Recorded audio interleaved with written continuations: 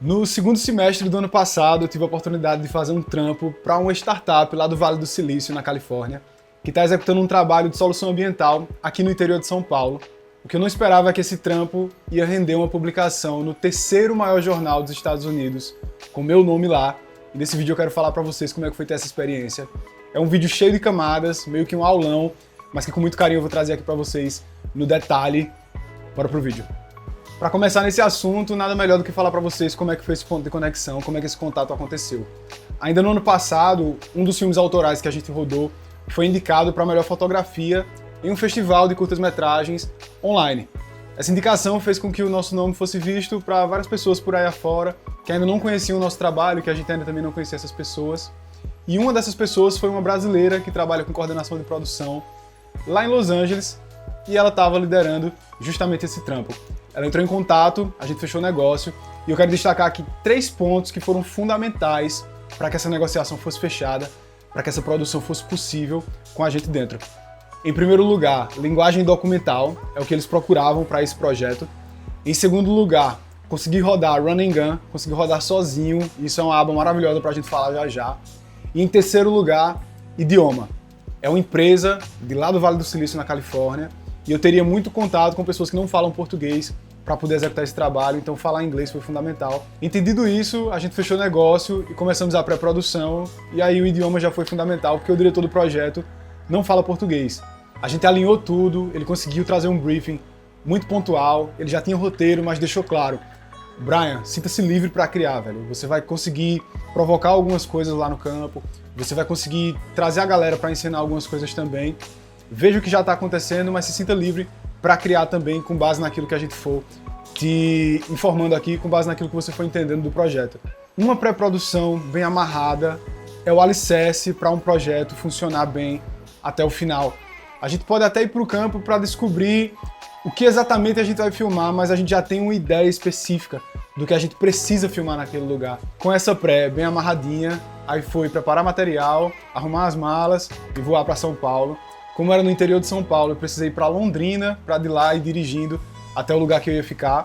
Como eu já falei no começo do vídeo, a proposta do projeto era com linguagem documental, é uma parada que eu amo fazer. Eu gosto da forma com que a cinematografia imprime a realidade nesse tipo de projeto, e isso é intencional. Audiovisual é como se fosse um idioma, já existem as palavras. O que a gente precisa fazer é dominar o vocabulário, e aí sim a gente começa a criar com base naquilo que a gente quer colocar para fora. Sendo assim, sempre que eu estou construindo uma cena, eu me preocupo se eu estou dando contexto do lugar onde a cena está sendo rodada, se eu estou apresentando o meu personagem e se eu estou sendo enfático naquilo que ele está executando. A ideia de rodar esse projeto sozinho veio da necessidade de ser mosca na parede. Passa quase que imperceptível durante as encenações ali. Provoquei algumas cenas, eu puxei a galera para fazer algumas encenações, mas teve muita coisa que aconteceu lá ao vivo. E ter uma equipe maior, ter mais equipamento, ter iluminação, ia demandar muito trabalho e muito provavelmente ia tirar a atenção daquela galera que não é tão acostumada com câmera. Só que para rodar sozinho um trampo desse, tem uma parada que vai um pouco contra um fundamento que muita gente fala por aí. Você precisa ser bom em algumas coisas.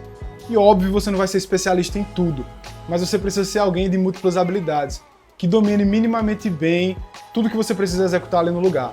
Como eu já falei, não era o ideal a gente montar set com iluminação artificial e coisa e tal, então eu preciso usar muito bem a luz natural do ambiente, preciso entender sobre posição de sol, sobre como a sombra se comporta, preciso entender de operação de câmera, porque eu que estou operando câmera ali, ao mesmo tempo que estou dirigindo quem está na frente das câmeras, ao mesmo tempo que eu preciso entender de áudio. Se eu não tiver uma noção mínima de áudio, eu não vou conseguir entregar minimamente alguma coisa satisfatória de falas que podem ser muito pontuais e que vão sair dali do momento da cena, com espontaneidade e com clareza. Uma parte mais técnica que eu posso falar daqui é o setup de câmera que eu estou usando, a de sempre, a FX3 2470. Amo essa lente, sabe? Coisas muito específicas eu vou precisar de uma lente mais aberta ou de uma lente mais fechada que isso.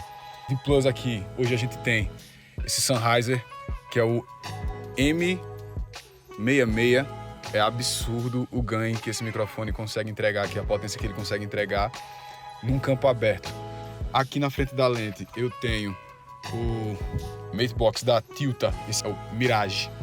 Ele tá com um ND aqui em cima, ó. Eu consigo mexer no ND aqui pelo botãozinho, isso facilita muito. Esse dial no fluxo de trabalho, ele meio que vira como se fosse um dial da câmera mesmo. A impressão que eu tenho é que, sei lá, que eu tô mexendo no ISO, por exemplo, sabe? Eu tô usando, galera, essa soluçãozinha aqui, depois eu vou postar pra vocês com mais detalhe, de bateria NP, por conta que eu consigo alimentar a câmera com ela e o monitor também. 2 baterias eu passo o dia inteiro e isso termina pesando menos pra mim na mão, sabe? E se fosse uma V-mount aqui, eu ia ficar extremamente cansado. São dias longos e daí isso me ajuda com esse peso, sabe? E ao mesmo tempo me permite ter mais bateria. É isso aí, ó. Tá bonita. Foram 3 dias de captação, seguindo o roteiro, entendendo também o que é que brotava de novo lá no lugar, para que a gente pudesse produzir. Sempre no final do dia dando feedback, passando relatório para o pessoal de Los Angeles, para que a gente tivesse alinhado na mesma página. Uma parada muito interessante é que na segunda diária foi uma equipe do Google para filmar junto com eles também, porque o Google é um dos parceiros dessa equipe. E na terceira diária foi uma jornalista do Washington Post fazer uma matéria com o pessoal da empresa. No final dessa diária, em ligação com o diretor, ele me faz um pedido que me deixou de cara. Ele disse: Brian, o material tá ficando muito massa e eu queria saber se seria possível tu printar os 10 melhores frames que tu tem aí para eu mandar pro pessoal do Washington Post. E isso de fato aconteceu, gente. O material que eu captei tá lá estampando a capa da matéria.